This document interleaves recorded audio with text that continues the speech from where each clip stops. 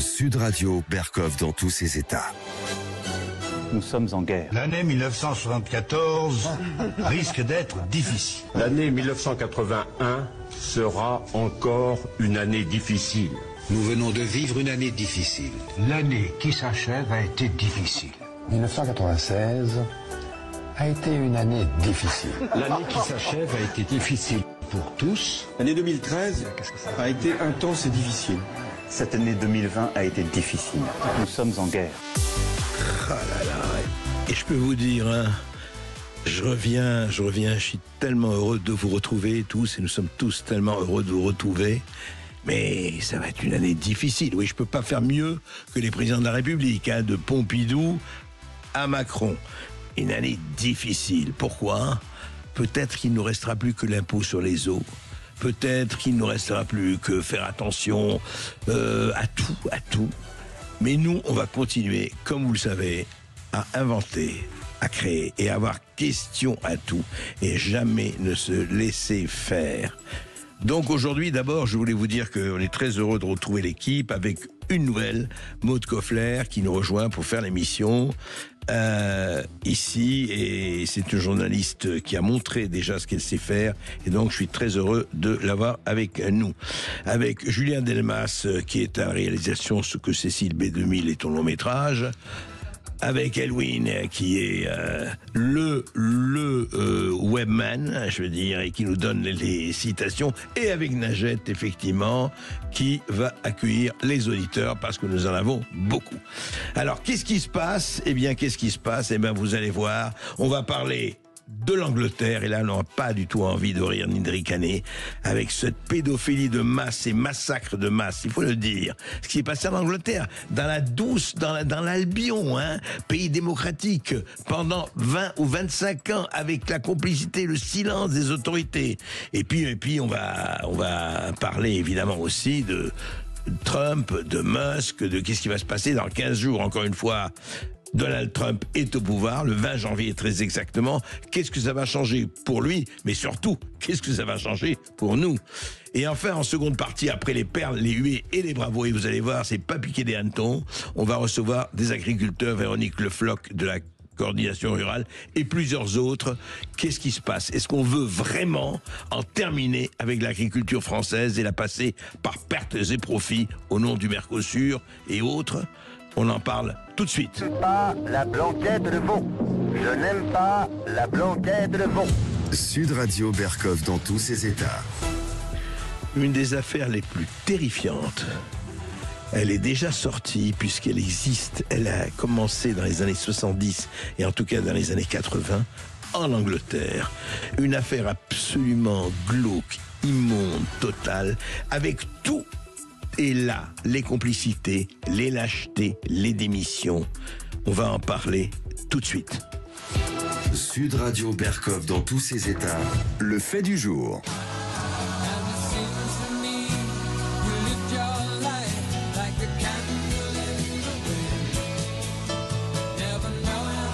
Un énorme scandale a refait surface, vous venez de le dire André Berkov, en Grande-Bretagne, mais que se passe-t-il exactement ? Eh bien, ce qui se passe, c'est quand même quelque chose, il a fallu, évidemment, vous savez, toujours pareil, quelle est la puissance de voix ? Il a fallu un Elon Musk pour porter ça mondialement. On le savait, c'est pas nouveau, on le savait depuis des années, mais il y avait des choses, nous-mêmes on en a parlé ici dans l'émission à Sud Radio, il y a quelque temps, mais il n'y avait pas eu cette espèce de choc, et Musk s'en est emparé sur son réseau X, bien sûr, et il a dit voilà ce qui s'est passé. Et c'est extraordinaire parce qu'on voit, et on voit feuille après feuille, strate après strate, une chose hallucinante. C'est-à-dire qu'il faut le dire exactement. Et c'est quoi ? Eh bien, ce qui s'est passé, c'est que vous avez eu des milliers de jeunes filles anglaises de 14 ans, de 15 ans, de 16 ans, à Telford, à Rotham, dans des diverses villes anglaises. Encore une fois, pendant des décennies, elles ont été victimes d'abus sexuels et exploitées entre 1997 et 2013. Ça, c'était Rotterdam, mais beaucoup plus tôt à Telford et beaucoup plus tôt dans d'autres pays. Eh bien, il s'agissait de quoi? Eh bien, il s'agit simplement, et quand on a des détails, je vais vous dire, je sais pas ce qu'on peut dire. Vraiment, le cœur nous manque.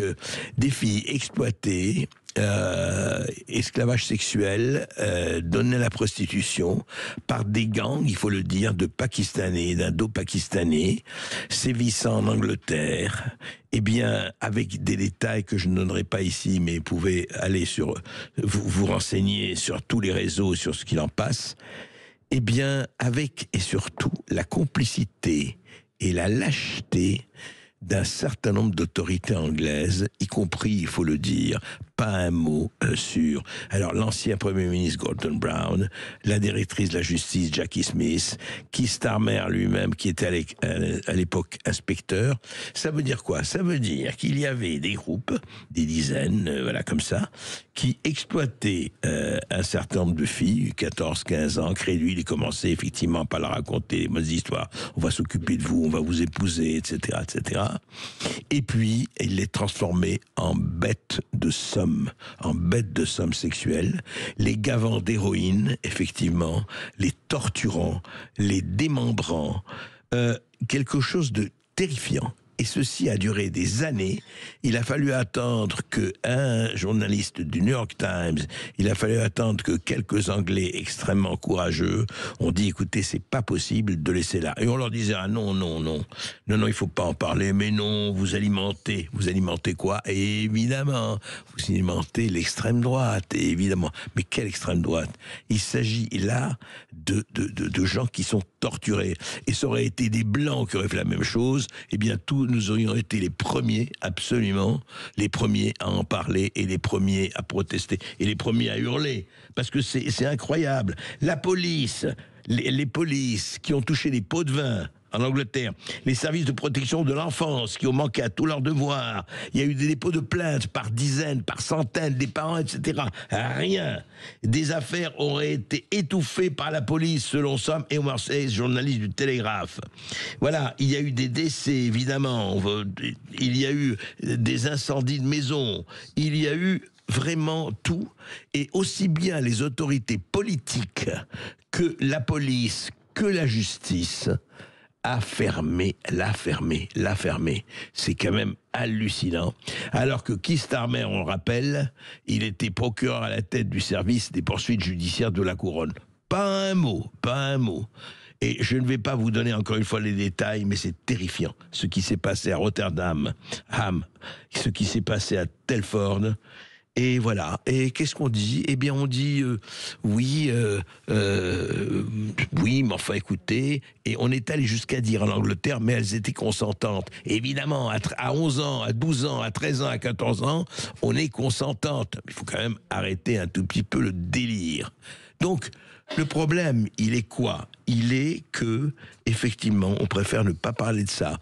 Par électoralisme? Peut-être, on peut se poser la question en France comme en Angleterre.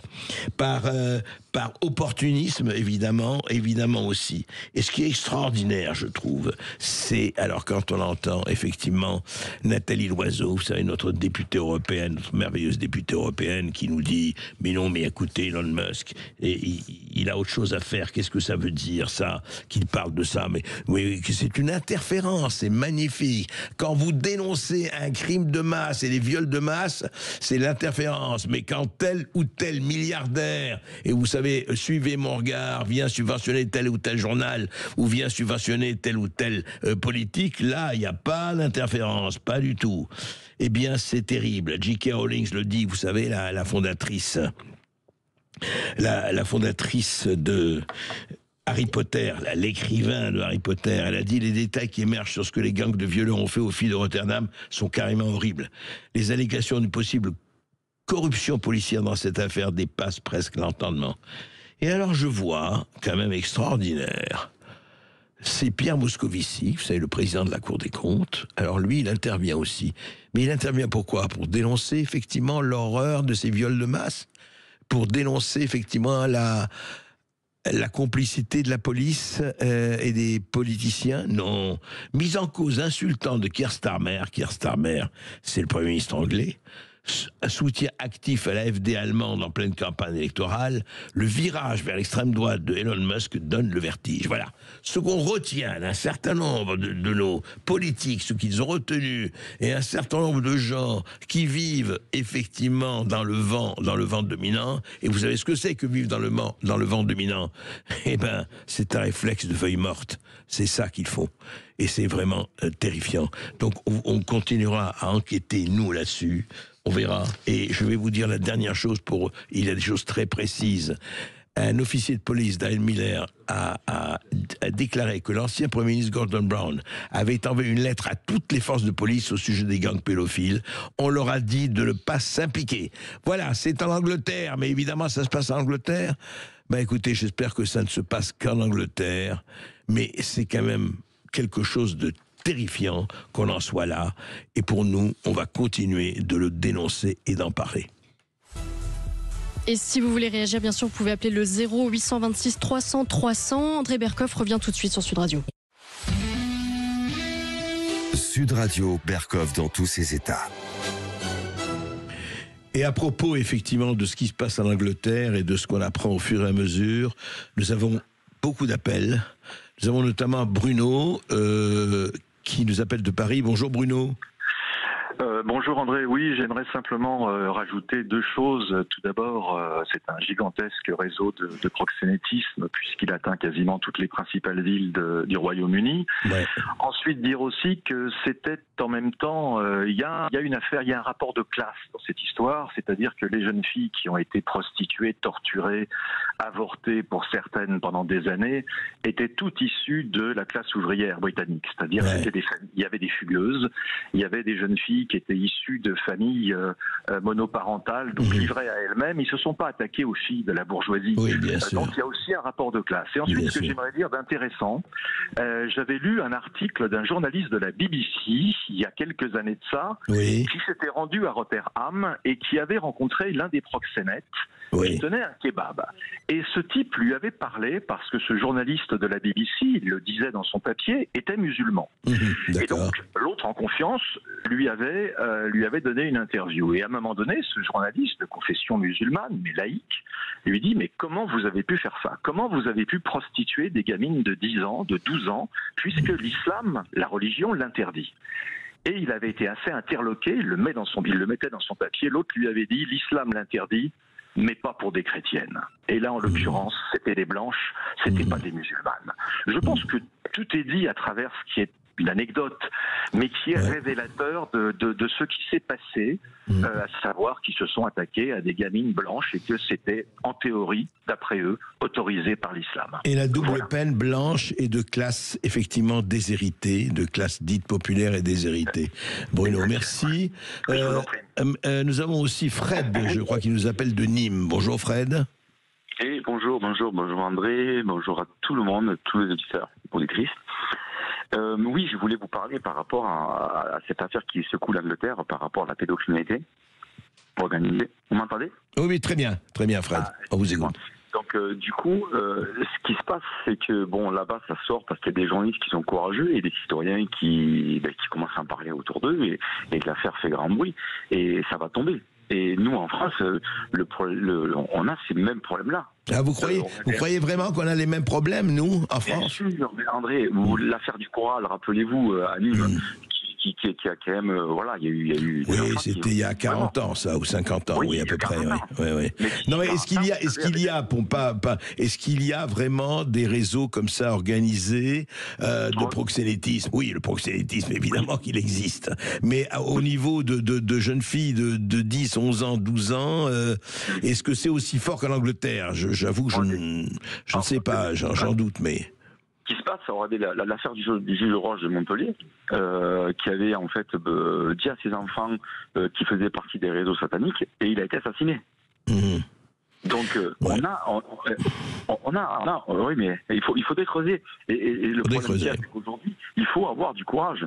C'est vrai. Vous savez, je vais le dire froidement, c'est que ces gens-là, ils vont payer, et ça c'est sûr. Ça va. Ils peuvent plus échapper à la justice.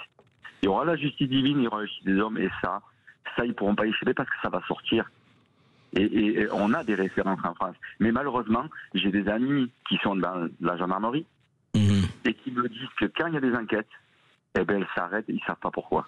Oui, ça c'est pas, hélas, c'est pas nouveau et vous avez raison. Voilà. Non, le problème c'est que voilà, il faut que ça suive son cours. On sait très bien que ça a toujours existé, mais le problème le plus important, c'est qu'il y ait des gens assez courageux, des hommes et des femmes assez courageuses pour prendre le relais et pour dire allez, on va creuser, au dépit même, au dépit de sa vie, parce que comme vous dites, il y a des gens qui se font tuer pour ça, quoi. C'est clair. Ne plus avoir peur. Ne plus avoir peur. Merci beaucoup, Fred. Merci. Sud Radio, André Berkoff. Berkoff, dans tous ses états, ça balance pas mal sur Sud Radio.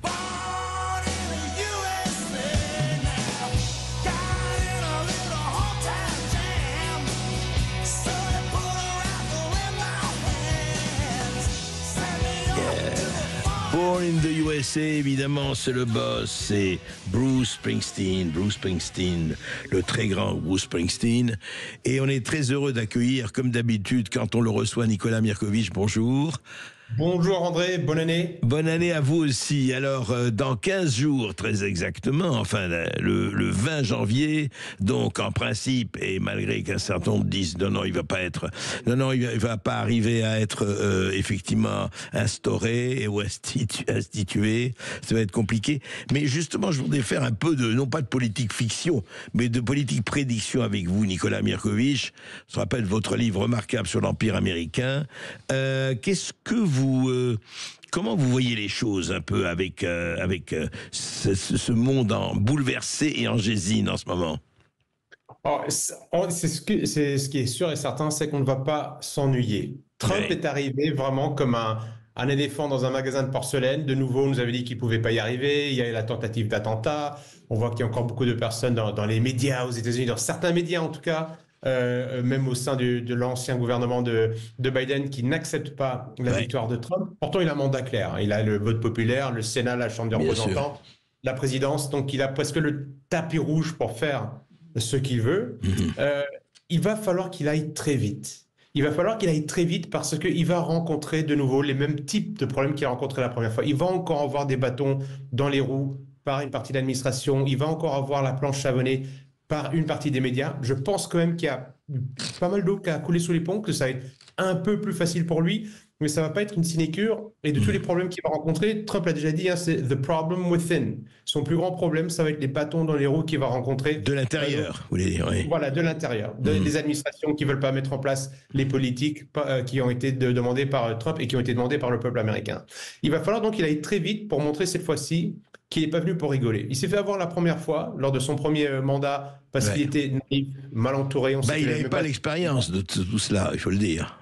Zéro expérience. Je pense que lui-même pensait à l'époque que le président des États-Unis était l'homme le plus puissant du monde. Il s'est rendu compte que c'était pas si évident que ça. Là, cette fois-ci, il arrive avec une équipe de personnes fidèles. Et tous les commentateurs le reconnaissent. Il veut vraiment des personnes qui lui restent fidèles. Il a été trahi. Il avait déjà dit lors de son premier mandat, il avait pris des personnes comme John Bolton, qui avait poignardé dans le dos, Jeff Sessions, des personnes qui étaient du parti, mais qui n'étaient pas fidèles. Il s'est entouré les gens de la justice, là, de Department of Justice également, à l'époque. Exactement. Il avait des personnes dans son propre camp, même dans son équipe, qui étaient en train de lui savonner la planche. Donc là, il a compris, et là, c'est pour ça qu'il va arriver avec des personnes, je pense, plus intègres, je ne sais pas si on peut dire ça, mais en tout cas plus proches de lui, qui ne vont pas le trahir. Parce qu'il faut qu'il aille extrêmement vite.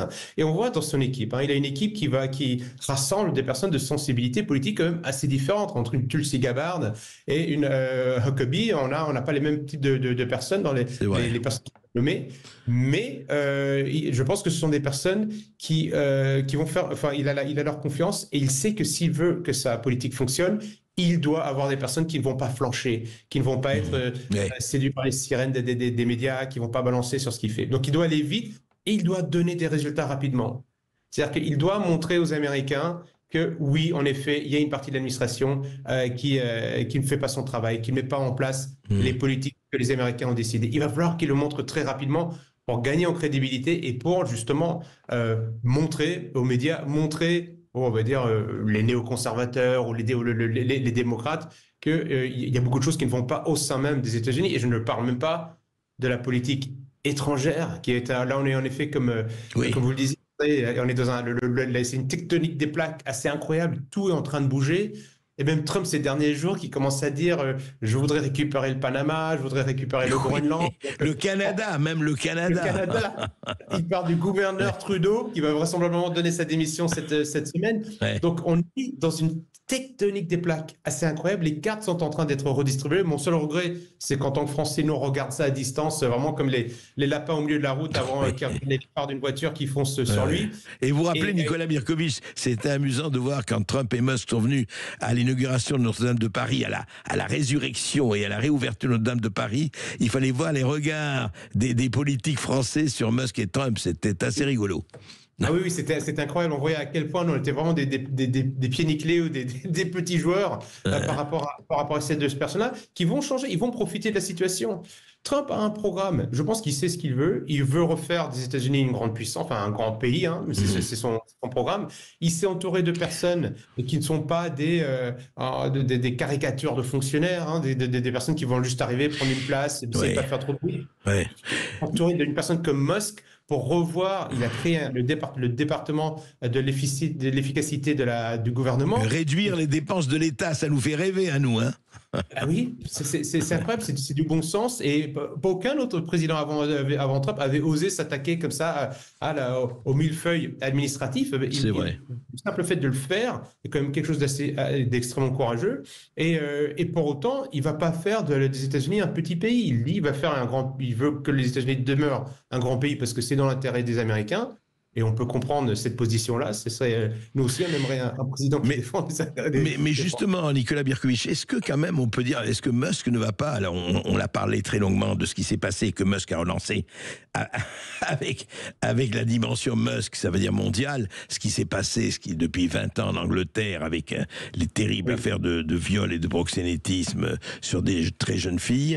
Est-ce que surtout, il va faire un grand entretien avec l'AfD allemand, le parti allemand qui est plutôt considéré comme d'extrême droite et plutôt boycotté, en tout cas ici en Europe, et puis en plus, enfin avec un certain nombre de gens, et d'ailleurs il dit qu'Keir Starmer doit s'en aller, est-ce qu'il n'empiète pas un tout petit peu sur le domaine réservé quand même en Amérique de Trump?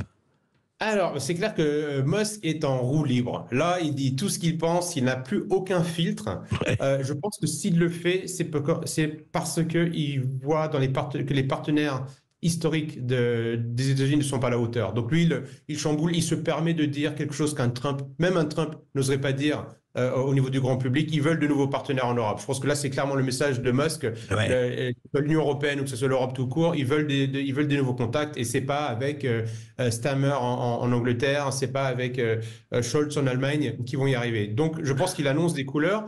Et c'est un peu le rôle qu'il a dans ce gouvernement. Il ne sera pas dans le gouvernement, Musk. Hein. C'est vrai. Là, il est nommé par Trump sur une mission bien spécifique, mais il n'est pas dans le gouvernement. Il reste un homme libre. Et je pense qu'aujourd'hui, tant qu'il n'est pas dans le gouvernement, il a le droit de dire ce qu'il pense, qu'on soit d'accord ou pas d'accord, mais il y a des choses que tweet Musk que je trouve juste absolument génial, et puis d'autres, je suis un petit peu, peut-être pas choqué, mais c'est un homme libre. Et alors, justement, quand vous parlez, effectivement, il peut dire, et d'ailleurs Trump peut le laisser dire, puisque Trump ne peut pas dire ce qu'il dit, mais ce matin, d'ailleurs, Maud Koffler vient passer ce qu'a dit ce matin devant les ambassadeurs, Emmanuel Macron.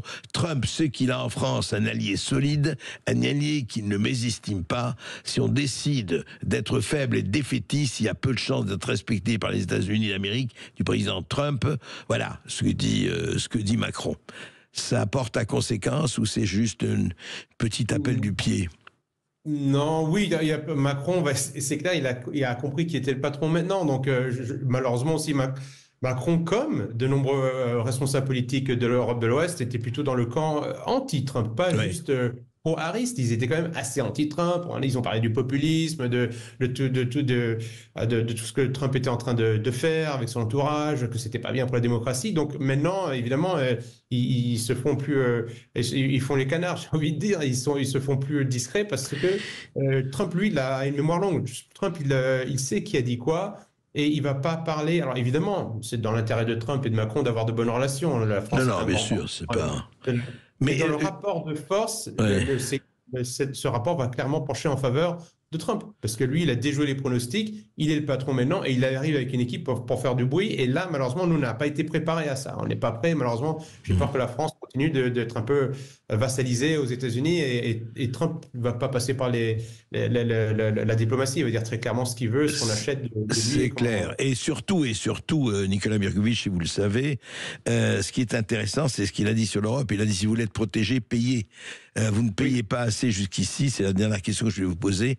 Qu'est-ce que ça peut changer pour l'Europe en général et pour la France en particulier, en général par rapport au nouveau rapport de force et par rapport à ces plaques tectoniques qui bougent sans arrêt? Alors, Trump est un négociant. C'est un homme d'affaires. Il n'est pas arrivé comme ça, avec, même s'il a peut-être une cuillère en argent dans la bouche quand il est né. C'est un négociant très riche. Il va négocier. Lui, il a une vision pour les États-Unis. Il va parler avec les grands responsables politiques de ce monde et il va voir ce qu'il peut gagner et qu'est-ce qu'il peut négocier qui vont aller dans le sens de cette grande vision. Il va le faire avec Xi Jinping en Chine. Il va le faire avec Modi en Inde. Il va le faire évidemment avec Poutine en Russie. Bien sûr. Et il va parler aussi à l'Union européenne. Il va parler à la France et il va négocier. Je vais en parler de risque tout à l'heure. C'est vraiment ça. Moi, je te donne ça, toi, tu me donnes ça. Qu'est-ce qu'on peut avoir? Comment est-ce qu'on peut trouver un type d'entente? Oui, on deal. C'est l'art du deal, comme il disait. C'est l'art du deal. C'est exactement ça. Qu'est-ce que tu me donnes? Qu'est-ce que tu veux? Qu'est-ce qu'on peut faire? Je pense qu'il est encore jusqu'à présent en faveur de la paix. Et donc, du coup, il préfère négocier. C'est le doux commerce. Hein.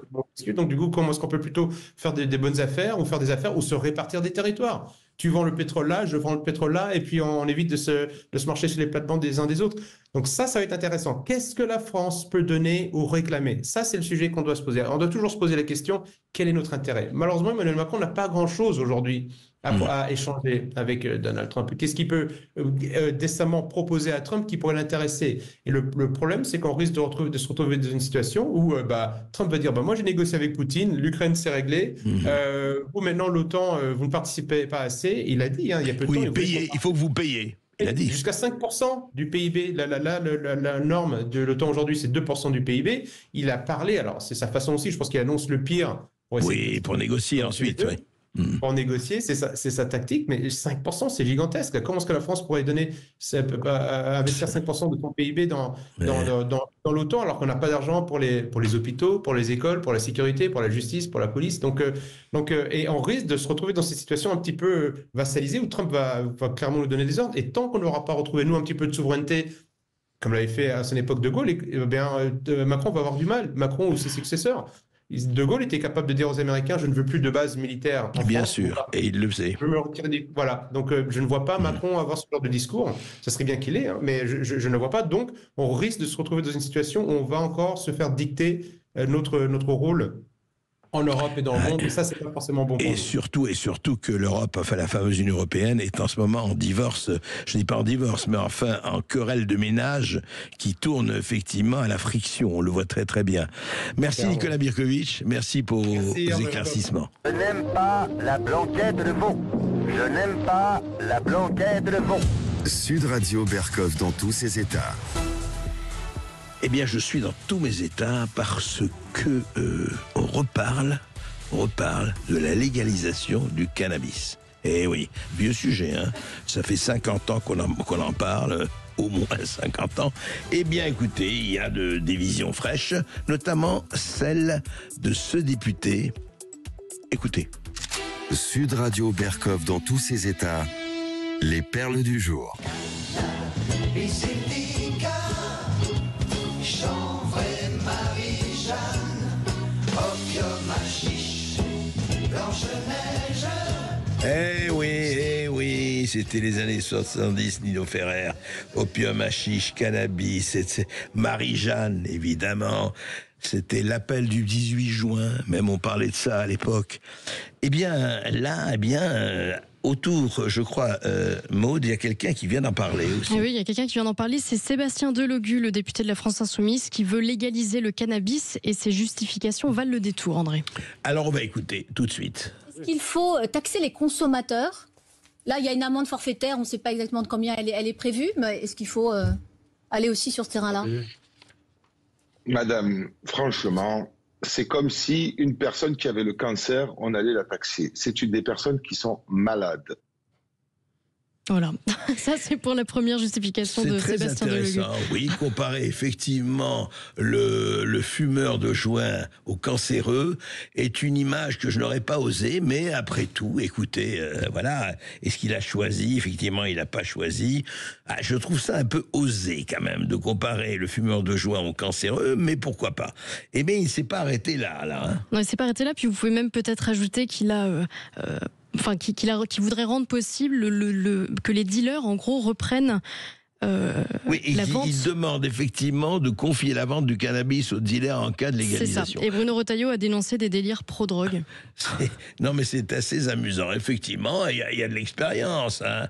Mais franchement, quel intérêt pour les dealers actuellement, les prix vont baisser si c'est la légalisation. Il le sait très bien, Sébastien Delogu. Et puis enfin, prendre tous les dealers et en fait des buralistes, parce que c'est ça qui veut transformer les dealers en buralistes. C'est une idée intéressante. Je veux dire que la France insoumise nous s'étonnera toujours avec ses idées. Et voilà ce qu'il continue de dire, Sébastien Delogu. Si on demande la légalisation du cannabis et que l'acheminement du cannabis soit bien géré par l'État français, amène à ce qu'on peut se poser des questions sur les personnes qui ont été pénalisées auparavant et on leur donne la possibilité justement de vendre et de régir cela. Ça évite en fait en quelque sorte de les renfermer et de les laisser peut-être aller devoir peut-être vendre une autre drogue. Et oui, vous savez que c'est la vieille histoire, c'est que le cannabis amène à l'héroïne et qui prendra du cannabis ira immanquablement vers l'héroïne, ce qui n'est, vous savez, ce sont des débats qu'on écoute depuis des dizaines d'années et qui n'ont pas été du tout concluants, ni dans un sens, ni dans l'autre, parce que ce n'est pas vrai que tous les fumeurs de cannabis, loin s'en faut et loin de là, passent à l'héroïne. En même temps, c'est vrai qu'aujourd'hui, un dealer, effectivement, quand ils vont se fournir, on leur dira, écoutez, on a mieux que le cannabis, vous allez voir, essaye ça ou ça ou ça. Question, évidemment, essaye la piqûre, et c'est une question de rentabilité, et là, c'est la mort, et on sait très très bien ce qui se passe. Ce qui est quand même étonnant dans cette histoire, c'est qu'on lance des choses comme ça. Moi, je veux bien, hein. Encore une fois, je vous dis, c'est une histoire qui existe, c'est un débat qui existe depuis 50 ans. Le vrai problème est ça. C'est quels accords on fait avec les nations, les pays qui fournissent le cannabis.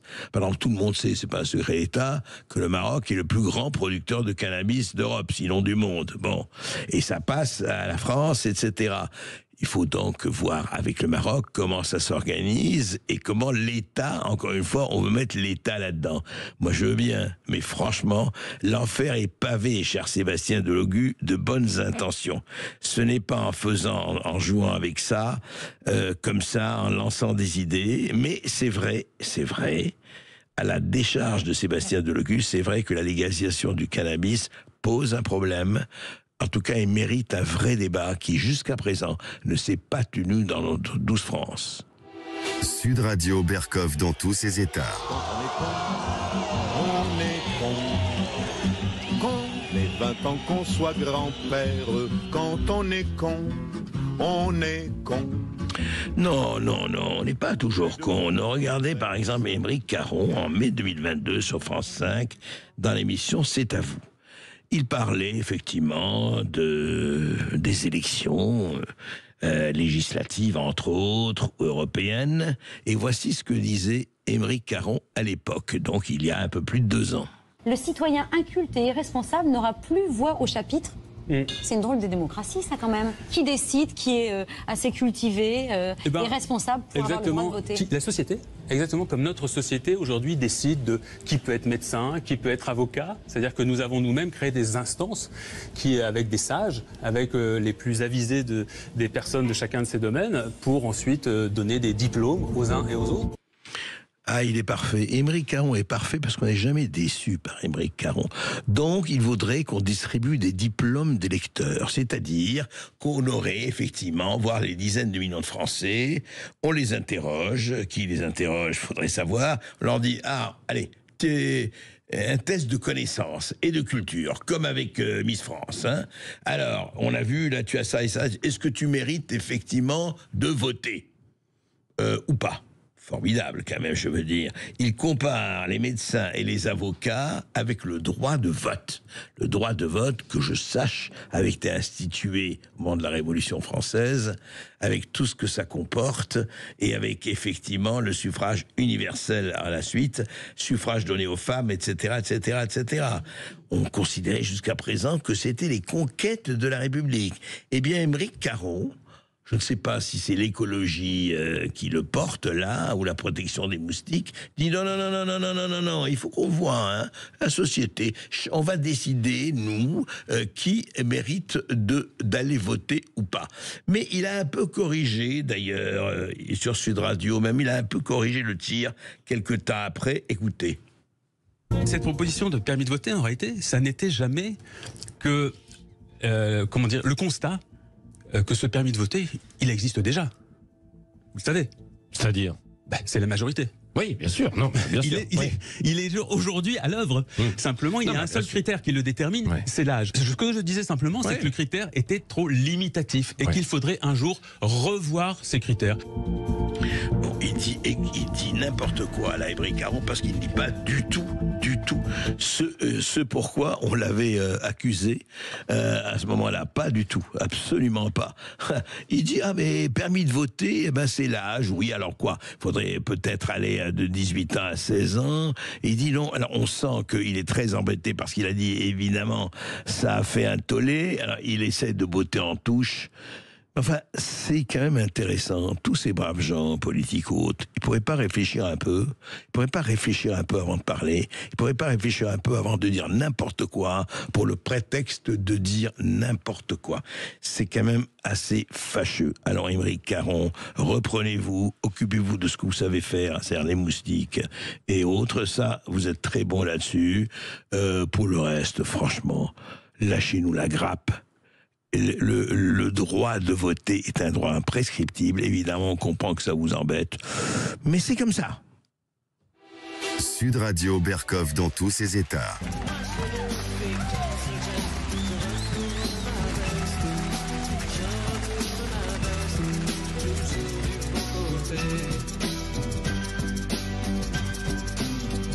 Eh oui, Jacques Dutronc, l'opportuniste. Mais non, ce n'est pas l'opportuniste. Daniel Cohn-Bendit ne peut pas être opportuniste. Lui, qui s'est élevé devant De Gaulle et un peu agenouillé devant Macron, on peut le dire. C'est pas du tout la même chose, bien sûr. Il n'empêche que il était sur LCI il y a hier, je crois que c'était dimanche, effectivement. Hier, Maud, c'est ça. Et voici ce qu'il a dit sur Mayotte. Je crois que la situation de Mayotte est exceptionnelle et qu'il ne faut pas discuter le problème du droit du sol et le problème idéologiquement. Il faut voir Mayotte. C'est pas la France. C'est pas, je veux dire, c'est ça qu'il faut pas confondre. Si on discute des problèmes de Mayotte, je suis tout à fait d'accord qu'il faut freiner et rendre impossible cette immigration qui est là vraiment, si vous voulez, un grand bouleversement, un grand remplacement de la population. C'est une vérité, Donc, moi, je ne suis pas aveugle et je dis oui, d'accord. Alors, franchement, là, les bras m'en tombent. Qu'un Daniel Cohn-Bendit ose, même sur le territoire de Mayotte, en parenthèse, Mayotte n'est pas la France. Et ici, Daniel Cohn-Bendit, jusqu'à nouvel ordre, Mayotte, c'est la France. Excusez du peu, oui. Ah oui, mais alors, Daniel Cohn-Bendit parle de grands remplacements. Mais je croyais que ne parlait de grands remplacements que les hitlériens, que les néo-nazis, que les fascistes, que les ennemis de la République, etc. Et que vous pourfendiez de façon extrêmement régulière et forte. Ah non, le grand remplacement existe à Mayotte. Eh bien écoutez, ce n'est qu'un début, continuons le combat. Il y a un problème là, cher Daniel Cohn-Bendit. Enfin, à suivre tout cela. C'est André Berkoff et je vous souhaite une merveilleuse année 2025 sur Sud Radio. Sud Radio Berkov dans tous ses états. Le face-à-face. Le face-à-face, c'est maintenant et on va parler de quoi? Évidemment, des agriculteurs, de leur division, mais de leur combat. On se rappelle, c'est quand même étonnant. Enfin, à chaque fois, on le dit, mais à chaque fois, moi, je vais vous dire ce qui m'étonne, les bras m'en tombent. Qu'au fond, la France qui a été pendant des siècles et des siècles le pays le plus agricole de l'Europe, le réservoir, le grenier à blé et tout le reste, eh ben aujourd'hui, on se dit, mais est-ce que franchement, ça va continuer comme ça? Ou effectivement, maintenant, il y a les poulets ukrainiens, il y a le Mercosur, il y a la viande argentine, il y a effectivement, on embête les agriculteurs avec toutes les normes, mais alors en dehors, non, on va pouvoir recevoir de la nourriture, on va pouvoir recevoir des aliments, on va pouvoir recevoir des produits. Oh, ils n'auront pas les mêmes taxes, ils n'auront pas les mêmes interdictions, ils n'auront pas les mêmes interdits, c'est-à-dire les 2 poids et 2 mesures deviennent 10 poids et 10 mesures. Alors aujourd'hui, effectivement, des tracteurs ont afflué des 4 coins de la France pour se rendre à Paris. Qu'est-ce qui se passe exactement? Bonjour Véronique Le Floch. Bonjour, est-ce que vous êtes avec nous? Bonjour. Merci d'être avec nous. Je suis avec vous. Très bien. Et je sais que vous êtes très occupé aujourd'hui. Je voudrais savoir un peu où on en est à l'heure où on parle, effectivement, du mouvement.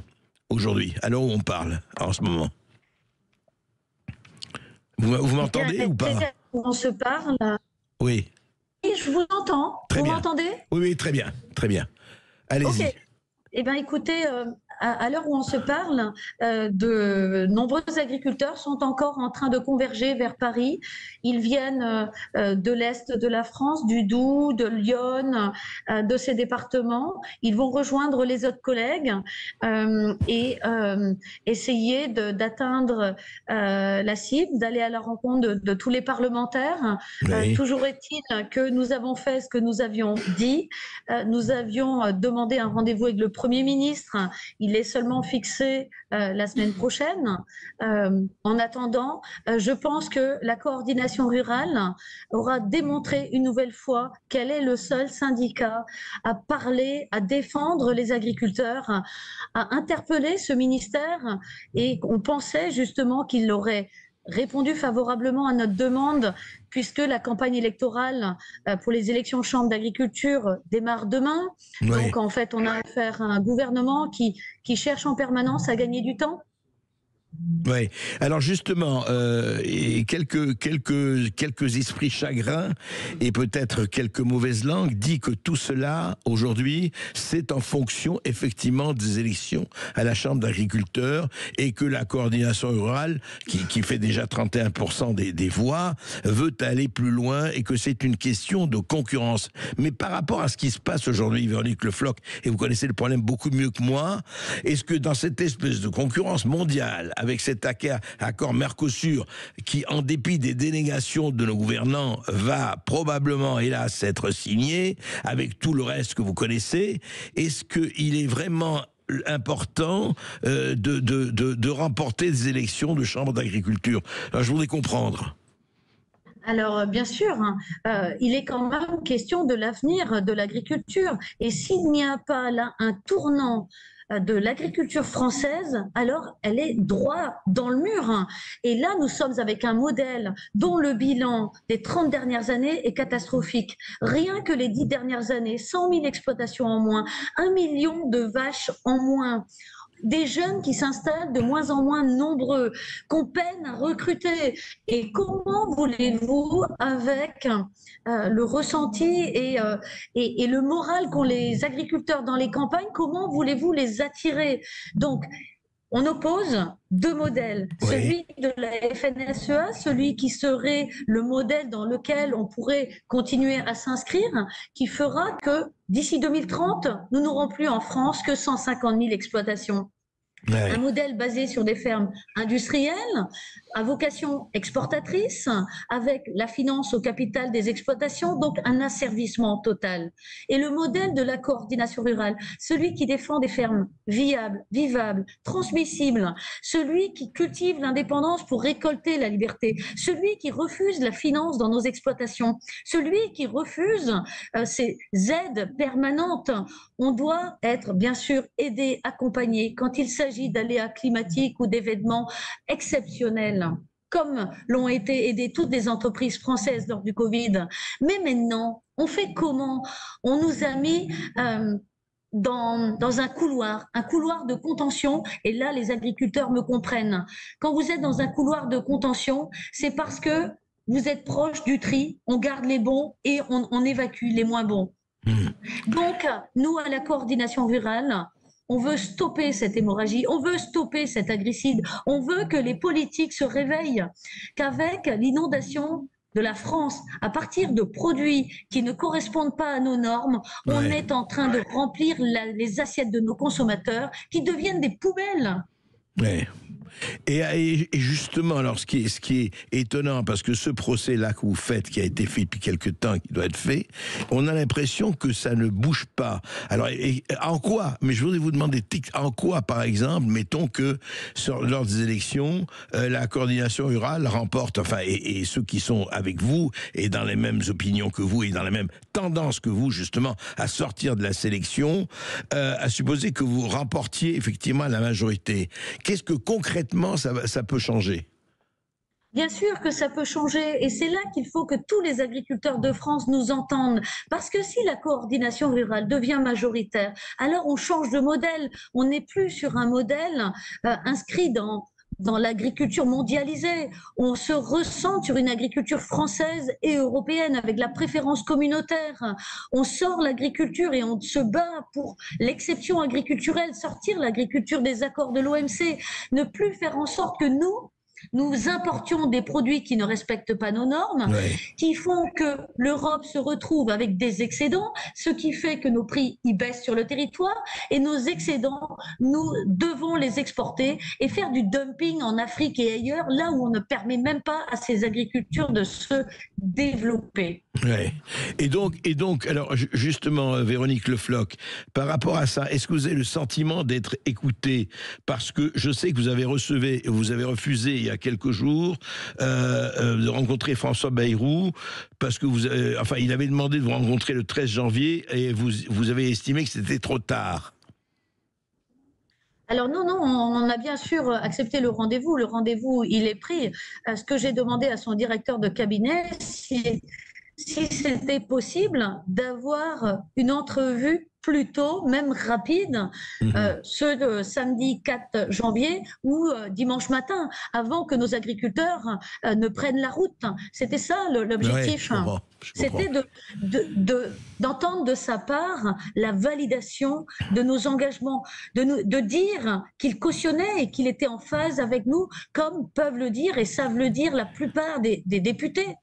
Oui, en fait, on est compris par tout le monde, mais en fait, on a du blabla, mais pas de résultat. Oui, c'est ça. C'est-à-dire qu'ils vous disent oui, mais rien ne se passe. Est-ce que vous ne croyez pas, et la question est là, et elle est très importante, effectivement, que ce soit au niveau européen ou au niveau français, que le moteur, que la locomotive, que le hachoir, que le pressoir de l'Europe mondialisée et la mondialisation est déjà parti, et que ça va être, alors je dis pas, il faut jamais désespérer, mais franchement, on a l'impression qu'à chaque fois, il y a un réveil, il y a effectivement une rencontre. Et moi, la question que je voulais vous poser, parce qu'un auditeur nous a appelé et nous a dit, je voudrais avoir votre opinion, il dit, mais on ne comprend pas pourquoi les agriculteurs ne bloquent pas à Rungis pendant 4 jours, et à ce moment-là, les autres sont obligés de céder. Eh bien, écoutez... je vous pose la question telle qu'on me l'a posée. Hein. Oui. Alors, Rungis, nous y étions. Enfin, les collègues qui sont en train d'arriver sur Paris, en passant par Bobigny, ils y étaient le 6 décembre dernier. Ça s'est passé comme d'habitude avec la coordination rurale, juste des constats, du contrôle de produits. Mais quand à bloqué le marché de Rungis, nous avons tenté, mais vous voyez bien qu'il y a cette ferme volonté de protéger, on va dire, ce coffre-fort, le frigo de la France, celui qui alimente après les 4 coins de France, alors même qu'on n'a même plus le droit de savoir ce qu'il contient, où vont les bons produits, parce que nous autres agriculteurs, tout ce qui sort de nos fermes Véronique est de Le Floch, excusez-moi, vous avez dit quelque chose d'important. Vous dites que le coffre-fort de la France, on ne sait pas aujourd'hui ce qu'il contient. Enfin, en partie. Écoutez, sinon il serait ouvert. La moindre des choses, la première fois où nous sommes montés sur Paris pour aller à Rungis, tout aurait pu se passer dans la discussion, dans la visite de courtoisie, dans l'échange. S'il n'y a rien à cacher, eh bien, on ouvre les portes, on échange et on dit à la vérité aux agriculteurs, mais aussi à tous les Français. Oui, et malheureusement, ça n'a pas été le cas. Donc aujourd'hui, pour vous, la suite des événements, c'est bon, votre rencontre avec le Premier ministre, voir si les choses peuvent bouger ou pas, et effectivement, vous vous battez, vous continuez à vous battre, et ce que vous avez dit sur le couloir de sélection, en fait, c'est ça, on a l'impression que pour certains, eh ben, l'agriculture française, c'est quoi? C'est pertes et profits, c'est magasins des accessoires, c'est les gros vont continuer. Bon, effectivement, on fera des bonnes multinationales avec eux, et puis les autres, tant pis pour eux. C'est un peu ça. Alors, c'est une des directions. Nous, c'est pas du tout celle que l'on souhaite. Je sais bien. Et nous, on souhaiterait justement pouvoir vivre de notre métier, mais aussi pouvoir créer de l'emploi. Quand la coordination rurale défend la TVA sociale, qui a été abordée à un moment au niveau de nos politiques, au niveau de nos parlementaires, ça aussi c'est un sujet pour alléger le coût du travail, pour rendre plus compétitives nos exploitations, pour embaucher davantage. Et qu'est-ce qui est fait? Rien. J'en parlais avec le directeur de cabinet qui était député par le passé. Ce sujet, ils avaient commencé à le regarder. C'est une idée qui vient de la coordination rurale, qui serait avantageuse pour tous les agriculteurs, et pourtant, ça ne vient pas de la FNSEA. Donc, il est temps de mettre fin à cette cogestion pour redresser l'agriculture et justement avoir de nombreuses installations, des exploitations viables et vivables. Ouais. Écoutez, on verra ce qui va se passer. Comme dit l'autre, qui votera verra et qui vivra verra. Merci Véronique Le Floch. Effectivement, c'est un combat difficile, mais je sais que c'est un combat que vous menez, enfin on le sait tous, très très vigoureusement. On en continuera d'en parler. Merci. Sud Radio, Berkov dans tous ses états. Eh bien, toujours avec les agriculteurs, effectivement, ils sont là. Barrage de la gendarmerie, ils contournent le barrage mis en place à Orvaux pour empêcher de rejoindre Paris. La FNSEA a appelé ses adhérents à ne pas se joindre à la coordination rurale, ce qu'a dénoncé hier un certain nombre de gens. Alors, Mercosur déjà signé, y a-t-il de l'espoir? Alors, on sent, et c'est pour ça que... Et aujourd'hui, eh bien, écoutez, je suis très heureux que Sébastien Béraud, que nous avions déjà reçu, ah oui, et d'abord, effectivement, Véronique Le Floch, bonjour. Vous vouliez ajouter quelque chose, excusez-moi. Oui, juste quand même dire un petit mot sur la façon dont nous sommes traités. On vit une répression qui n'a jamais été vue ces 30 dernières années. Quand vous voyez face à vous des blindés, des hélicoptères, que nos représentants avec leur bonnet ne sont pas des OQTF mais des OQTB, obligation de quitter leur textile et leur bonnet, sous peine d'amende de 135 €. J'en reçois de partout. Nous sommes franchement traités de façon disproportionnée. Comme nous le sommes d'un point de vue politique, tout est inversement proportionnel à la charge de travail que nous avons dans nos fermes, au bien-être, aux intérêts que nous livrons à la France. Franchement, c'est désolant de voir un tel traitement et c'est vraiment ce comportement qui fait que certains sont à bout, mais on reste calme. Franchement, un mauvais traitement, alors que tous les agriculteurs qui regardent doivent comprendre qu'aujourd'hui, la coordination rurale est vraiment mobilisée, le seul syndicat qui est mobilisé contre le système qui existe actuellement, parce qu'il faut que ça change. Ok, Véronique Le Floch, merci. Écoutez, alors justement, nous avons Sébastien Béraud, Stéphane Leveux et Nicolas Lefebvre, qui sont là, qui sont avec nous, qui sont venus au studio de Sud Radio, et on les accueille avec plaisir. Alors, Sébastien Béraud, on peut parler aujourd'hui. Alors, on voit les choses, on voit ceux qui sont effectivement arrêtés, on voit les déploiements des gendarmes, on voit la FNSEA qui dit pas question, on voit la coordination rurale en disant rejoignez-nous. Vous, quel est votre sentiment, voyant tout cela? Mais moi, je marche main dans la main avec la coordination rurale, puisque j'ai fait un appel avec monsieur Pierre-Guillaume Marcadal sur les réseaux sociaux, donc c'est pour ça que j'étais là sur Paris hier, et c'est pour ça qu'on était coincés, bloqués, parce qu'on n'est pas de la FNSEA. En France, les seuls qui ont le droit de manifester, c'est la FNSEA, parce que monsieur Rousseau, c'est le grand copain à Macron, c'est le grand directeur PDG du groupe Avril, donc c'est une personne qui n'est pas là pour défendre les paysans, il est là pour défendre l'agroalimentaire. Je dirais même le cartel il y a le cartel de la drogue et puis il y a le cartel de l'agroalimentaire avec la FNSEA à la tête. C'est très très grave ce que je vous dis. Parce que eux, ils ont le droit de bloquer et en toute connivence avec l'État. Nous, on l'avait annoncé qu'on en montait. Ben, vous voyez, ils nous ont bloqués, mais on croirait qu'on est en état de guerre. Parce qu'il y a plus de... Comment vous avez senti? On vous a vraiment empêché de bouger, oui. empêché de... On nous a empêché, même en voiture, on pouvait plus circuler, on nous bloquait sur la route. Heureusement que j'étais avec un compagnon qui avait une carte de presse, avec sa carte de presse, on est arrivé à passer. Après, il y avait des blindés, mais on se croirait, je sais pas moi, en guerre, alors qu'on demande juste de vivre... et plus de survivre, de vivre. Dans la vie, on a besoin d'un agriculteur pour manger tous les jours. Et on a besoin d'un notaire ou une fois dans sa vie. Mais l'agriculteur, c'est vital. Mais ils veulent plus de nous. Ils veulent que vous soyez nourris avec des importations massives. Et ils veulent que nous, les paysans, on vous fournisse de l'électricité pour faire charger votre voiture ou votre portable. Mais c'est pas ça. Le camp de l'agriculteur, il est fait pour travailler sa terre, pour vous nourrir. Et c'est ce qu'on veut plus. On est dans les valeurs inversées à tous les niveaux de la société. Ça, c'est clair que ça ne concerne pas que l'agriculture. Ah, oui. Vous êtes dans Moi, je fais du lait et de la viande en Haute-Loire. Donc, c'est l'élevage. Donc on est en plein avec le Mercosur, c'est nous l'élevage qu'on est le plus concerné, puisqu'ils veulent faire entrer beaucoup de viande bovine, beaucoup de viande de volaille. Voilà, jusqu'à présent les céréaliers ils ont été à peu près épargnés, mais ils vont pas être épargnés bien longtemps, puisqu'ils font rentrer des céréales d'Ukraine à 120 € la tonne. Et quand les céréaliers, il faudrait qu'ils la vendent au moins à 250 €. Donc tout le monde va être impacté. Ah oui, vous voulez dire qu'eux la vendent, ils doivent la vendre à 250 € la tonne, et l'Ukraine la vend à 120 €. Voilà, parce qu'en échange, on leur a fourni des armes et du pognon. On est d'accord. Mais ce qui est bizarre dans ce pays, c'est qu'on trouve des milliards pour l'Ukraine, 15-20 milliards. On a trouvé des milliards pour les Jeux Olympiques, 15-20 milliards. On est plus à 5 milliards près pour ça. Oui. On a trouvé des milliards pour le Covid. Au diable l'avarice. Oui, on a trouvé des milliards pour le Covid, 600 milliards avec le quoi qu'il en coûte. Et pour les paysans, on nous donne 200 millions pour 400 000 qu'on est. Donc ça fait même pas 1 000 € par exploitation. Il faut être arrêté de nous prendre pour des imbéciles. Voilà, on ne demande pas à vivre d'aide, on demande à vivre de notre travail. Et on ne peut plus vivre de notre travail, puisque, par exemple, chez moi en Haute-Loire, on fait de l'agneau.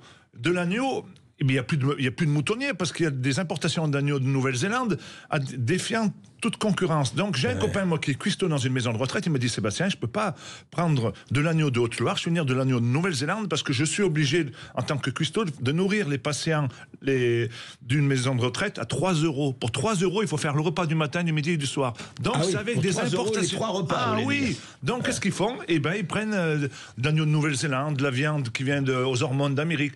Nous, on nous dit beaucoup les circuits courts, tout ça, mais c'est du baratin que sur le territoire, même les écoles, même les milieux hospitaliers, il y a des grandes cantines qui pourraient consommer nos produits. Mais non, parce que c'est trop cher. Imaginez, c'est trop cher. Notre nourriture est trop chère. Alors qu'on n'a qu'à mettre des taxes sur les importations et mettre des taxes à 0%, il ne faudrait pas de TVA sur nos produits pour diminuer cette différence. La pression, oui. Voilà. Mais est-ce que vous êtes, donc, vous, ce que vous dites, c'est un peu, on est dans un espèce de couloir, mais franchement, et je vous pose la question à vous, Nicolas Lefebvre ou Stéphane Neveu, ceux qui veulent répondre, et évidemment à vous, Sébastien Béraud, est-ce qu'au fond, je pose la question un peu brutalement, est-ce que la partie n'est pas jouée? Si, honnêtement. Franchement. C'est la 5e fois que je monte à Paris, parce que je veux toujours y croire, mais à mon avis, les carottes sont cuites. Si on passe pas les vitesses supérieures, si le peuple se met pas avec nous, parce que là, on nous parle de souveraineté. C'est quoi la vitesse supérieure? À un moment donné, les gendarmes, j'ai discuté avec plein de gendarmes, ils sont tous d'accord avec nous. Ils nous disent qu'on a raison, mais ils nous bloquent. Donc il y a un problème. Tant qu'on va pas avoir l'armée qui va venir avec nous, qui va déposer leur galon devant les gendarmes en disant, vous les laissez passer, et il faut qu'on... Voilà, il faut aller le chercher, Van der Leyen, il faut aller chercher Macron, il faut leur dire non, ça peut plus durer. Nous, on demande à vous nourrir. Les consommateurs veulent être nourris par des produits français et on nous empêche. Il y a bien un problème à quelque part. Surtout que du matin au soir, on dit qualité 100% français. On ne dit que ça. Hein, dans toutes les pubs, dans tous les trucs. On a rebaptisé le ministère de l'Agriculture ministère de la souveraineté alimentaire. Mais c'est la souveraineté alimentaire du Brésil ou la souveraineté alimentaire de la France? Non, mais vous voyez bien qu'il marche sur la tête. Et moi, ce qui m'énerve, c'est qu'on change de gouvernement là, tous les 3 semaines. C'est des gens qui ne connaissent pas une vache d'un taureau, ils ne savent pas planter une patate, et ils voudraient nous apprendre à nous à travailler. Alors que ça devrait être le contraire. Vous voyez bien, on a mis la gauche, on a mis la droite, on a tout essayé, mais ça ne marchera jamais. Parce que c'est tous des mondialistes, des européistes. Moi, vous savez mon point de vue, pour moi, il faut sortir de l'Europe. Il n'y a pas d'autre solution. On peut tourner en long, en large et en travers. Je vous ai dit ça il y a un an. Mais il n'y a que ça. Il faut qu'on mette des barrières douanières à nos frontières. Puisque nous, nos produits, on les envoie en Chine parce qu'ils ont une valeur supérieure par rapport. Les Français peuvent plus les payer.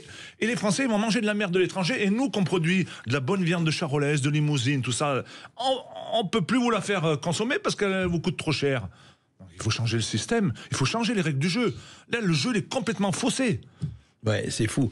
Et en fait, vous ne voyez ni à gauche, ni à droite, ni ailleurs des gens qui ont la volonté de dire on va bouger ça. Ça fait 40 ans que ça dure. Monsieur Berkhoff, on est rentré dans la PAC, dans l'Europe en 1990.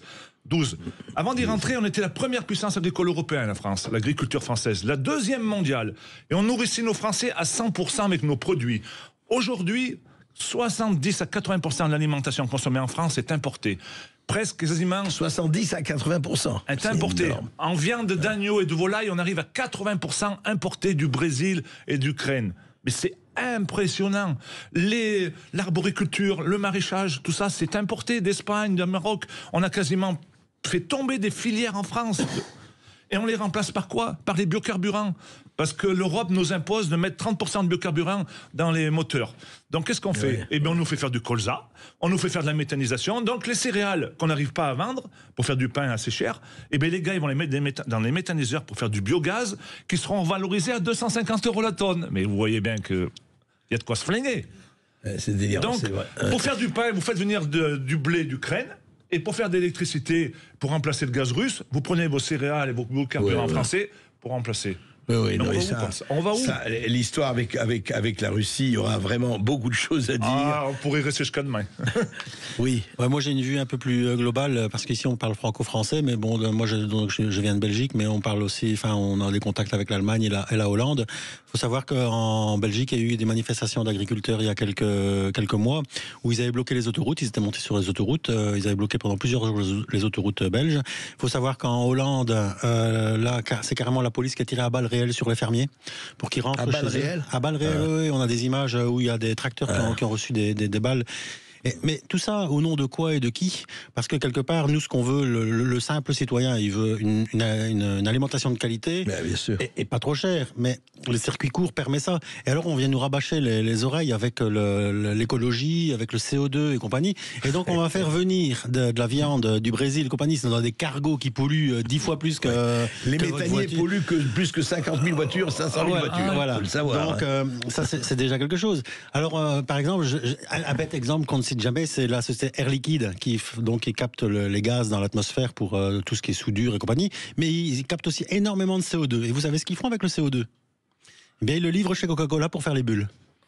Donc les bulles du Coca-Cola quand vous ouvrez une bouteille de Sprite ou quoi que ce soit, c'est le CO2 qui est dans l'atmosphère qu'on a capturé et dont l'État a payé une partie en prime pour capturer ce CO2. Et donc ça, c'est des choses qu'on n'entend jamais. Et donc on est gouverné par cette finance et c'est ça qu'il faut mettre à place. C'est la finance, parce que la finance, elle fait quoi? Parce que Van der Leyen, Macron et compagnie, ce ne sont que des pantins. Pour moi, ce n'est que des pantins de la finance. Et au-dessus d'eux, ils ont des cabinets de conseil, McKinsey et d'autres, qui disent à ces politiciens qu'est-ce qu'ils doivent voter. Moi, j'ai visité il n'y a pas longtemps le Parlement européen et on a demandé à la guide, mais comment savent, avec toutes les lois qui sont votées tous les jours, comment les députés et autres doivent voter. Et ben, il dit, c'est comme au temps des Romains. Le pouce en haut, ils doivent voter oui, le pouce en bas, ils doivent voter non. C'est vraiment comme ça que ça se passe dans l'hémicycle à l'Europe, quoi. Alors, moi, je veux bien, mais faut arrêter de rigoler. Puis bon, je crois que la seule solution, les Gilets jaunes, ils l'avaient compris, hein, c'était de rendre le pouvoir au peuple et de rendre rendre la démocratie au peuple. Mais là, sauf que malheureusement, ça s'est arrêté très vite. Ça s'est arrêté très vite. La même répression que subissent aujourd'hui les agriculteurs. Et maintenant, les agriculteurs, ils ont encore les nouvelles armes en plus, puisque maintenant, ils sont arrivés avec les centaures sur les... Donc, c'est des camions des chars, entre le char et le camion qui pèsent 14 tonnes, qui est équipé de beaucoup de matériel militaire. Ah oui, ça pour la technologie, on a ce qu'il faut. Ça pour donner des sous aux forces de l'ordre. Mais je pense aussi que c'est justement aussi une décision du pouvoir, c'est de toujours mettre en lutte le peuple contre le pouvoir pour toujours armer de plus en plus les forces de l'ordre et réprimer de plus en plus. Donc, on est en dictature. Pour moi, on est en dictature. Mais est-ce qu'il n'y a pas... Alors, c'est le problème que posait Sébastien. Justement, vous dites vous-même, vous rencontrez des gendarmes qui vous disent oui, on est d'accord avec vous. Sauf que comme ils sont en service commandé, oui, on est d'accord avec vous, mais on va vous... À un moment donné, il va falloir savoir si c'est des collabos ou des résistants, les gendarmes. On est en 39, monsieur Berkhoff. Il n'y avait pas beaucoup de résistants en 39. Et à la fin, tout le monde était résistant. Oui, ça. Les ouvriers de la 11e heure, on connaît, oui. Donc les gendarmes, il faudra qu'ils nourrissent leurs enfants. Normal. Et là, tout ce que je peux vous dire, c'est que si on continue comme on fait, on va aller vers une famine dans quelques années. Parce qu'on n'est pas à l'abri un jour que ces importations massives de Brésil ou de n'importe où, elles ne viennent plus chez nous. Pour un conflit militaire ou une crise vraiment sanitaire, on n'est pas à l'abri. Et on ne sera plus en capacité de vous nourrir parce qu'on sera parti sur d'autres filières, telles que le biogaz, l'électricité. Moi, régulièrement, les paysans, on est contactés pour mettre des champs de panneaux photovoltaïques, des champs d'éoliennes. Donc, oui, c'est incroyable. Donc tout ça, on va vous acheter avec les éoliennes. On résiste. Moi, alors on sait que c'est une arnaque, ça marche plus. C'est une arnaque. On sait que ça marche plus. Quelque part, on essaye de résister, mais jusqu'à quand? Parce que le pognon, le nerf de la guerre, c'est le pognon. Et s'il n'y a pas de pognon, nos exploitations, elles ne tournent plus. Donc elles risquent d'être saisies par des grosses structures qui vont emmener l'alimentation. On voit, il y a les Chinois, les Qatars, tout ça. Ils lésiotent nos exploitations. Ils veulent racheter notre capital social parce que le nerf de la guerre, un jour ou l'autre, ça va être l'alimentation. Regardez ce qui s'est passé aux États-Unis. On en parle tout de suite après cette petite pause. C'est Jacques Pessy. Avant de vous rendre la parole, André Berkhoff, je rappelle à nos auditeurs que vous pouvez toujours appeler la radio au 0826 300 300 pour réagir à cette émission.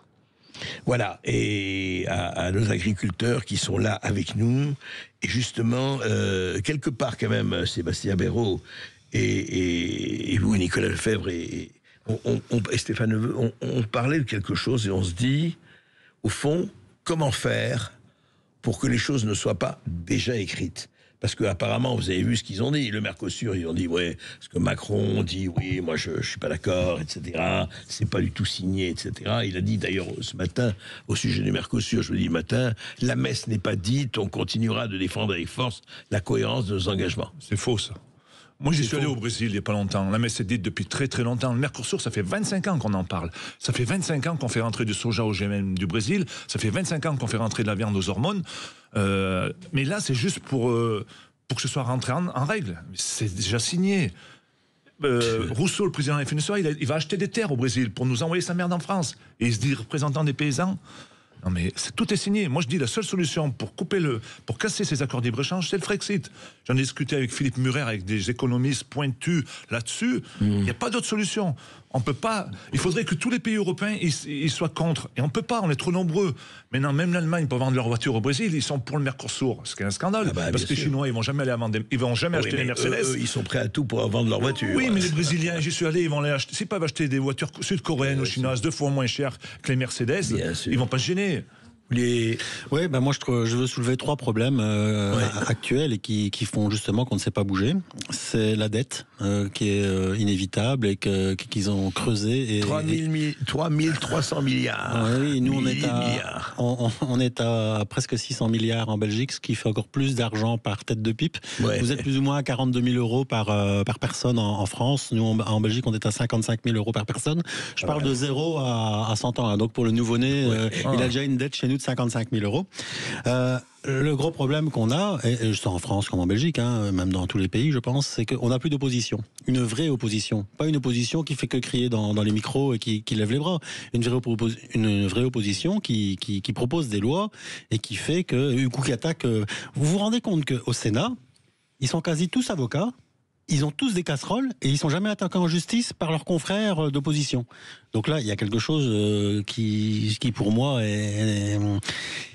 bizarre que ça ne se passe jamais. Et alors le fait, c'est que bon, on a des constitutions, constitution belge, constitution française, une constitution européenne, et même eux ne la respectent pas. Et c'est en premier, ce que le citoyen devrait faire, c'est déjà dire tu respectes pas la constitution.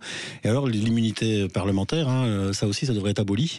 Vous, quand vous faites une faute, vous êtes mal garé, vous payez, quoi. Eux, ils peuvent faire autant de fautes qu'ils veulent, ils sont toujours là, et puis ils ont des parachutes dorés, ils ont tout ça. Mais tout ça, il faudrait bannir pour arriver et alors faire décider le citoyen. C'est ce que les Gilets jaunes voulaient. Ils voulaient faire que c'est le citoyen qui prenne en main, un peu comme le système suisse, qu'il n'est pas au point, le système suisse, puisque le système suisse, ils ne peuvent pas voter pour la finance. Ils peuvent voter sur toutes les règles, sauf sur la finance. Oui, oui, on est en Suisse, il ne faut pas rigoler quand même. Il ne faut pas prendre le beau genre. Je crois qu'est-ce que nous avons...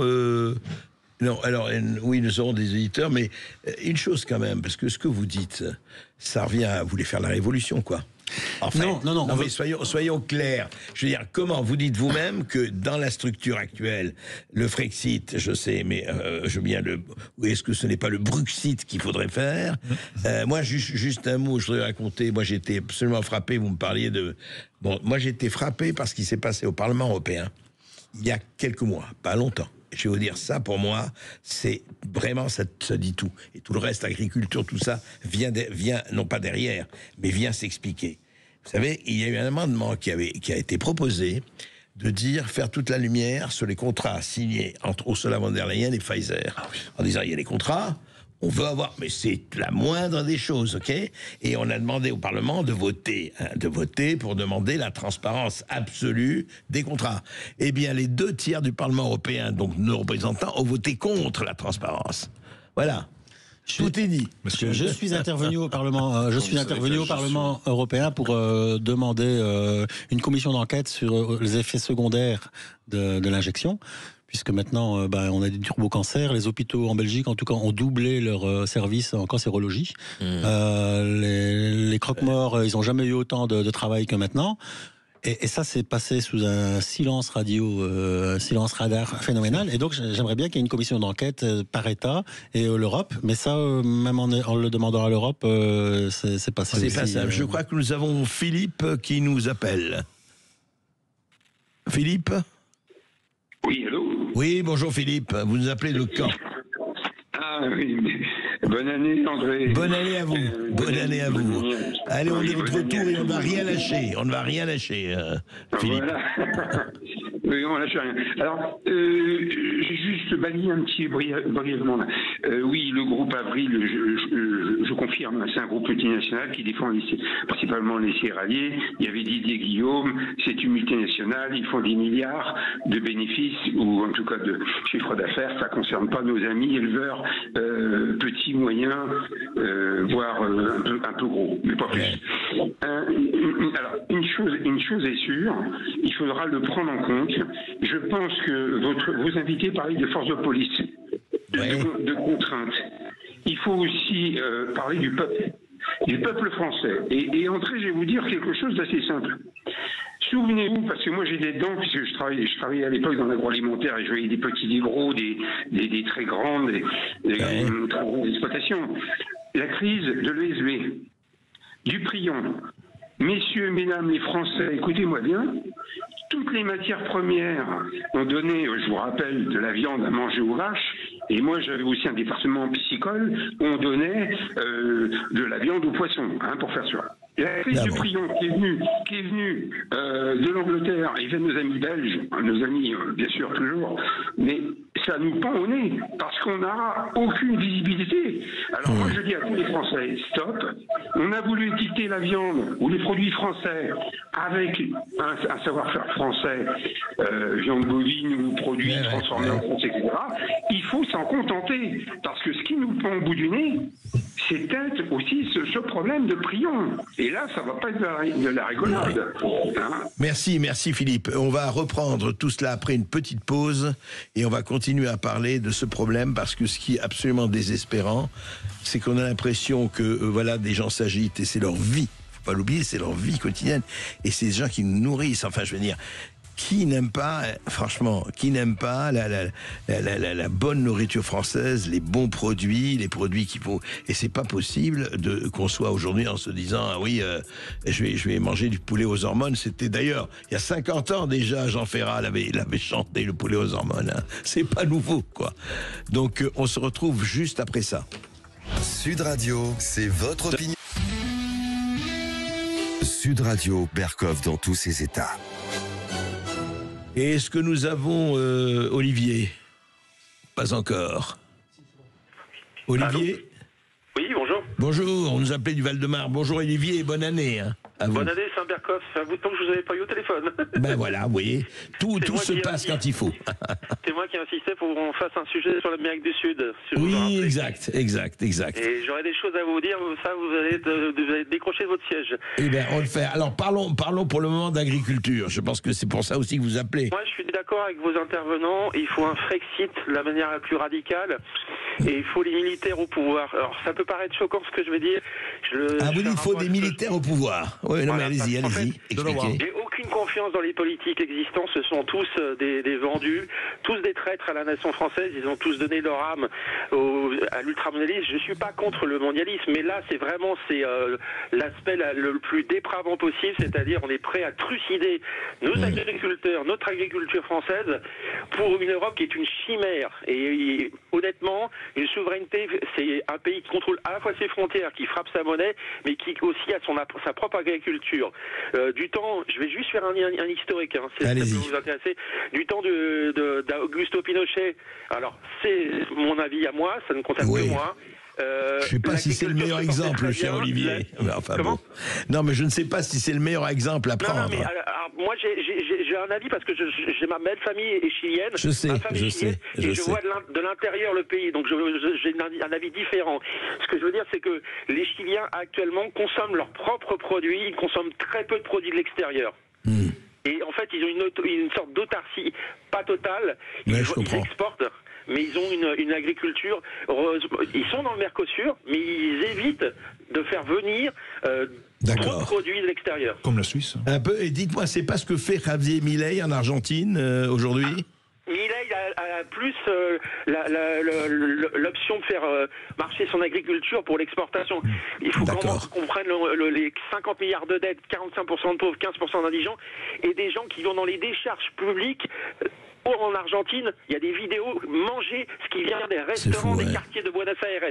Voilà, ils ont tellement la dalle qu'ils sont prêts à avoir. Donc vous dites, Olivier, en France, il faut aujourd'hui retrouver l'autonomie, la souveraineté alimentaire, c'est ça? Et souveraineté au sens tout court du terme, et virer tous les politiciens, fermer le Parlement pendant un certain temps. Ça nous coûte des milliers d'euros à entretenir des gens qui vous disent des balivernes à des agriculteurs, à des gens lambda, des petites gens, et qui ne veulent pas appliquer ce que le peuple vote, par exemple. On nous a entubés sur les élections législatives, on veut nous entuber sur les présidentielles, on a un fou à la tête de l'État qui est prêt à dire une chose et une autre, qui va vous exagérez. Voilà. Non, mais attendez, quand il fait la promotion de l'agriculture ukrainienne, qui signe des accords et qui dit aux agriculteurs français, ah ben je vous ai compris, etc. Et dans le dos, il va faire des coups tordus.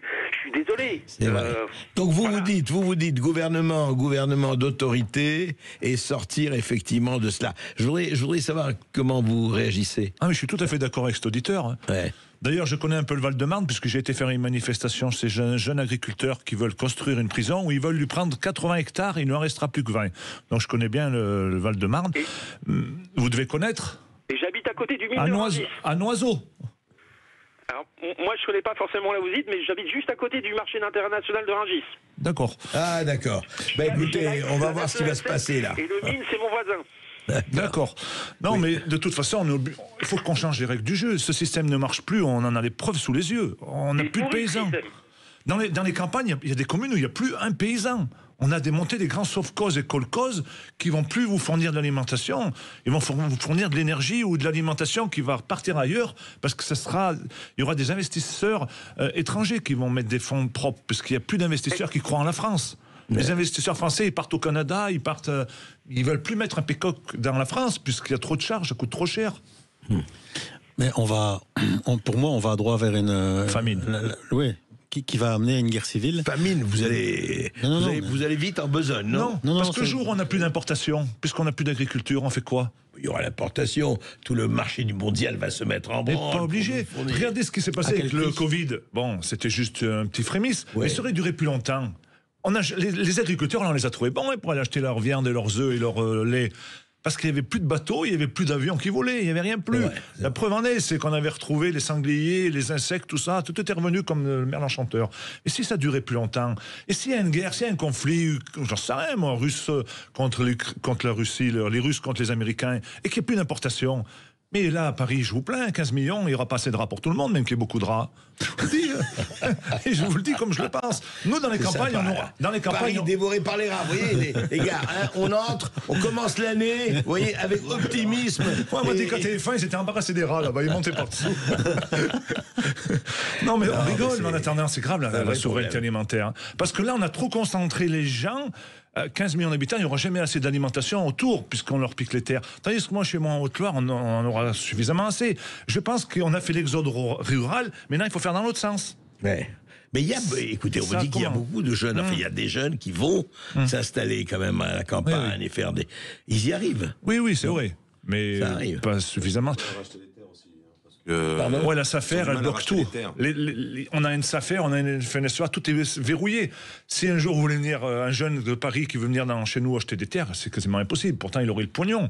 Pourquoi? Mais parce qu'il faut être déjà agriculteur et il faut. C'est la SAFER, c'est la mafia dans la mafia, c'est le monde paysan. Il est géré par la FNSEA et tout est verrouillé. Tout est racheté par la FNSEA et autres. Voilà, c'est un peu comme on disait tout à l'heure Bill Gates ou les fonds d'investissement, ce qu'ils ont fait en Ukraine, ça se passe en France, il ne faut pas rêver. Hein. C'est toujours le gros qui mangera le petit. Ouais, et hier, sur le point de manifestation, on a été hier soir entouré par la gendarmerie. J'ai demandé un peu quelles étaient les revendications des agriculteurs. Ouais. Une des revendications phares, c'était que les produits qui sont importés en France aient les mêmes contrôles que eux. Parce qu'eux, ils me disent qu'ils ont 11 sociétés de contrôle qui arrivent indépendamment dans leur ferme et qui sont toutes en société. Ah oui, ça me paraît la moindre des choses, parce que ce que vous dites, c'est que les produits qui arrivent en France ne sont pas contrôlés les produits français. Du tout. On le sait comment ils cultivent en Brésil. Ils font 3 cultures par an déjà dans le même champ. Parce qu'ils ont le climat, ils ont tout, ils ont la bonne terre. Mais entre chaque culture, ils mettent 5 litres de glyphosate. Ils mettent des hormones de partout, des hormones de croissance. Mais chez nous, ça fait longtemps qu'on n'utilise plus ça, et tant mieux. On va pas faire marche arrière, on va pas aller vers un système productivisme comme ça. Et on sait que le Brésil, aujourd'hui, ils nourrissent 2 milliards d'habitants avec 60% de forêt amazonienne. Il suffit juste qu'ils déforestent un peu plus, ils vont nourrir la moitié de la population. Mais cette nourriture, c'est pas la bonne nourriture. Et puis, comme on a dit tout à l'heure, il n'y a rien d'écologique de faire venir de la viande pendant 3 mois dans des sacs gazéifiés. On va où? C'est pas de la viande. C'est clair. Olivier, vous vouliez ajouter quelque chose? Je ne sais pas si Olivier est avec nous. De cancer parmi les agriculteurs en Argentine, parce que je fais la relation à ce qui est balancé dans les champs en Argentine. Il n'y a pas de protection. Il y a eu des gens qui sont morts de ces produits à un taux énorme en Argentine. Ça, on n'en parle pas. Dans le sud de l'Argentine, là où il y a la partie de l'agriculture argentine, et vous avez des gens qui ont crevé de ces produits, tout ce qui est qu'on balance dans les champs pour tuer les parasites. Oui, ça promet tout ça. Oui, on finit, Sébastien. Oui. En parlant d'Argentine, vous avez entendu il y a 2-3 mois, en France, le grand groupe Lactalis, la plus grosse coopérative laitière en France, ils laissent 300 producteurs de lait sur le carreau. Pourquoi? Parce qu'ils sont implantés dans le monde entier et surtout en Argentine. Et en Argentine, comme il a dit le monsieur, ils veulent jouer la carte de l'exportation. Donc ils sont en train de monter des grosses exploitations laitières là-bas, où Lactalis est implanté. Donc il va faire produire du lait là-bas, moitié prix de chez nous, et il va nous exporter chez nous, donc importer en France pour les consommateurs, des produits quasiment pareils qu'en France, mais avec pas les mêmes normes. Ça sera toujours, je sais pas, les mêmes marques de consommation publicitaire, mais avec pas les mêmes contraintes. Vous savez, Sébastien et vous-même, il faut que vous allez voir Bayrou avec... Bayrou, il a des chevaux, il paye sa cotisation à la FNSEA. Qu'est-ce que vous voulez discuter avec un traître? Ce qu'on peut dire aux auditeurs, c'est acheter local. Et faites attention à tout ce que vous achetez et achetez local. C'est la meilleure résistance que vous pouvez faire. Eh bien, ce sera le mot de la fin, FAIM. Merci.